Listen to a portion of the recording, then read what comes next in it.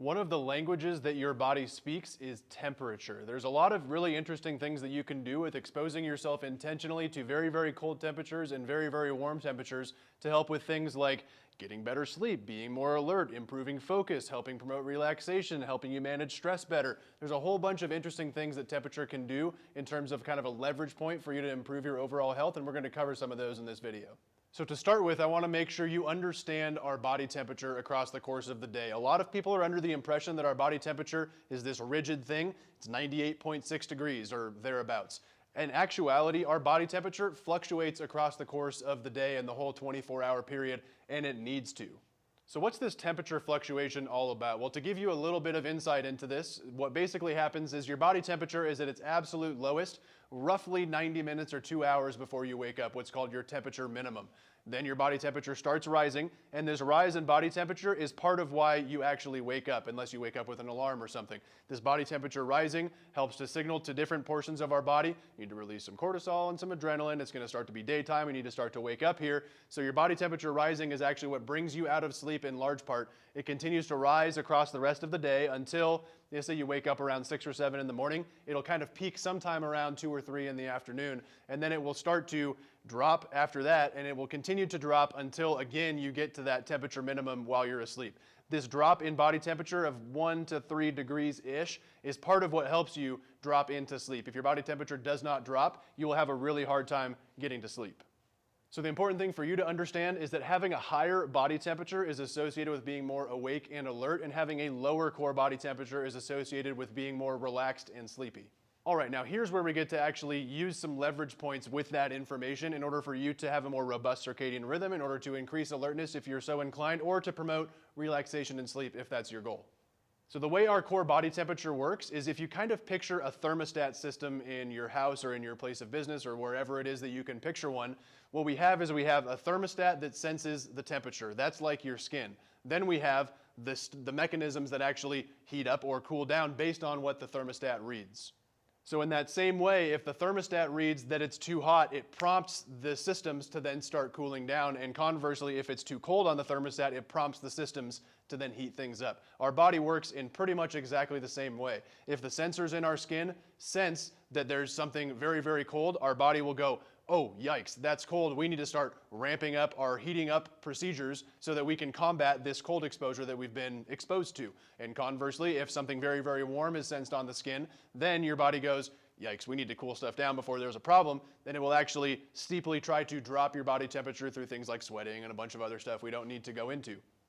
So what that means is if you want to increase alertness and increase focus and be more awake and alert, what you can actually do is get into some version of cold water. That could be a cold shower, it could be a cold plunge. I jump in the river every morning. There's a lot of different things you can do, because what that will do is your body will sense cold on the outside, and then it will ramp up your heating up procedures inside of you, and it will actually heat you up above where you were before you got into the cold water, above baseline, leading to a steep increase in alertness and focus and things along those lines. And conversely, if you want to promote relaxation and sleep, feel a little bit more calm, and you get into something very warm, or you wear lots of warm clothes, you get into a warm bath, you do a sauna, a hot shower, something like that, what's going to happen is your body senses things are really warm. We need to ramp up our cooling down procedures, and then it will actually cool itself down below baseline, leading to an increase in your relaxation, and it promotes sleep, a whole bunch of things along those lines. So now we've got these leverage points. If you want to increase focus and alertness, you can expose yourself to something cold. And if you want to promote relaxation and sleep type things, you can expose yourself to something warm. Now, how does that relate to our circadian rhythm? So as I already talked about in the beginning, your circadian rhythm has this kind of temperature component where your body temperature will rise from your temperature minimum 90 minutes to 2 hours before you wake up on average.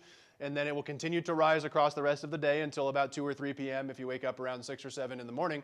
And then it will drop steeply and continue to drop until you hit that temperature minimum again. So what you can do if you want to really solidify your circadian rhythm with temperature is it's best if you can get into cold water early in the morning, sometime within the first 2 or 3 hours. You can either take a shower and finish it with a minute of very, very cold water. You can be crazy like me and jump in the river and freeze yourself for 2 or 3 minutes. I wouldn't recommend that straight away if you're not accustomed to that. We don't want any cardiac arrest type things going on. But if you get into that cold water, what will happen is sense cold, ramp up heat, you'll feel more focused and alert and awake across the rest of the day.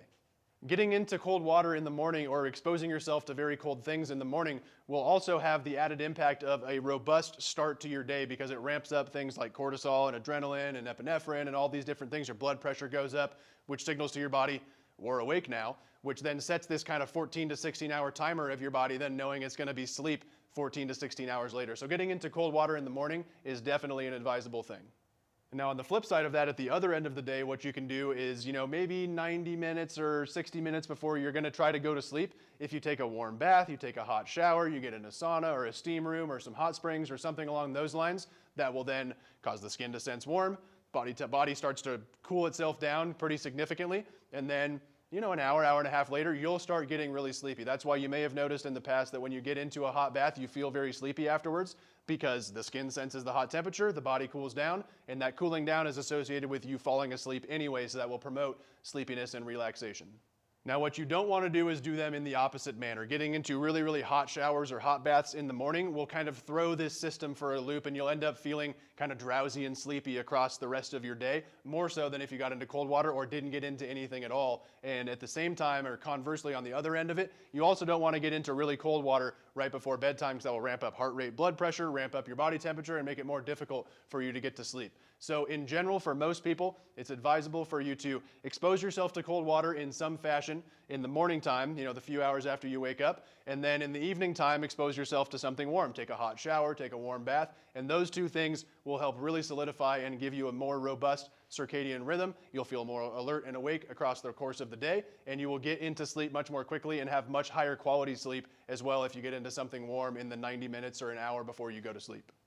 Now, in terms of how warm or how cold these different exposures should be, that really, really depends on your familiarity and experience with them. If you've never taken a cold shower before or it's been a long time and you jump straight in the river, that could be dangerous. You might go into shock, you might get cardiac arrest, some other things like that we definitely do not want. So if you're not very experienced or well-versed in exposing yourself to cold things, start with taking your normal shower, and then for the last 30 seconds, turn it to as cold as it will go. Stand there and deal with it for a little while until you realize it's becoming easier for you to deal with that because you're becoming what's called cold adapted. Then you can extend the duration of that cold shower, or you can start getting into a cold bath or an ice bath, or then maybe start getting into the river. But you don't want to go straight to the end point, which is jumping into a river for 3 minutes when it's all snow melt coming out of the mountains. You want to make sure that you're kind of not shocking your body too much and giving it a stimulus, but not a stimulus that's enough to be dangerous.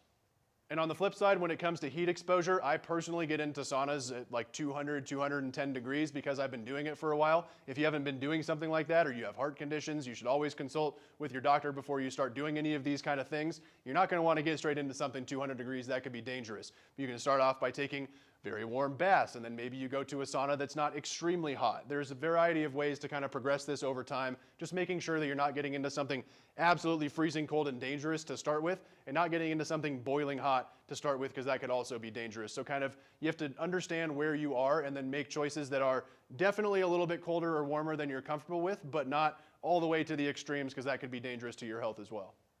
Now, there's a bunch of other really cool nerdy stuff that I'm into about cold and heat exposure that I won't go into too much detail on right now, but things like deliberate cold exposure, getting into cold water and cold showers and things like that, will also help you tolerate stress better across the course of your life, because you're intentionally putting yourself in stressful situations, learning how to deal with it, and then when you get into situations that are like that across the rest of your life, you have a gnarly email that gets written to you or your spouse is yelling at you, you'll start to feel those stress things kick on, but then you can kind of realize, oh wait, I've been here before, I know how to deal with that. I do some certain breath practices, or I just calm myself down, whatever it is. You've kind of been in that place before, so it's easier for you to handle being in that place again.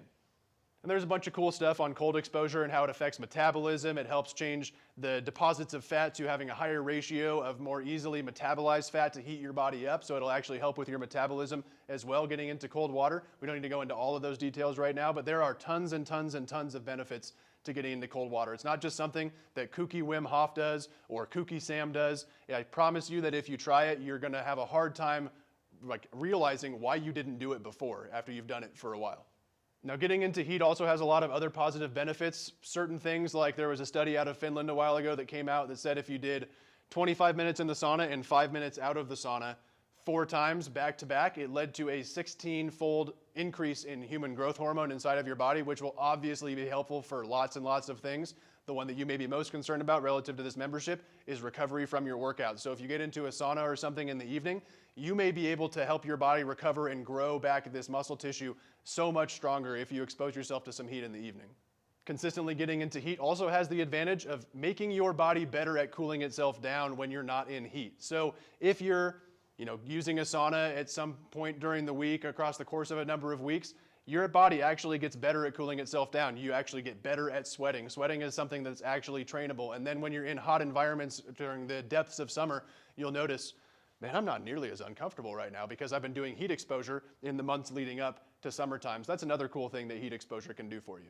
In the end, deliberately exposing yourself to cold temperatures, pretty cold temperatures in the morning, and deliberately exposing yourself to pretty warm temperatures in the evening has so many outsized effects on your physiology that I would recommend to everybody that you start incorporating some version of deliberately exposing yourself to cold in the morning and deliberately exposing yourself to heat in the evening. Now, depending on how much money you have to go pay the Hot Springs Club, to go use their sauna or whatever, you can kind of find the right ways for you with your life and all of your restrictions and requirements to get yourself exposed to cold and exposed to heat. And that might just look like a cold shower in the morning and a warm shower in the evening, and that might be all that it is for you. However, we do have this free resource called a river here in the Roaring Fork Valley, which you can use for the cold exposure section. And then every once in a while, maybe once a week or every other week or something, going and dedicating a significant amount of time to sitting in a sauna, getting in a hot tub, something that's more warm than you can get your shower to be, will definitely have some lasting positive effects and permanent effects on your physiology. I can almost guarantee it.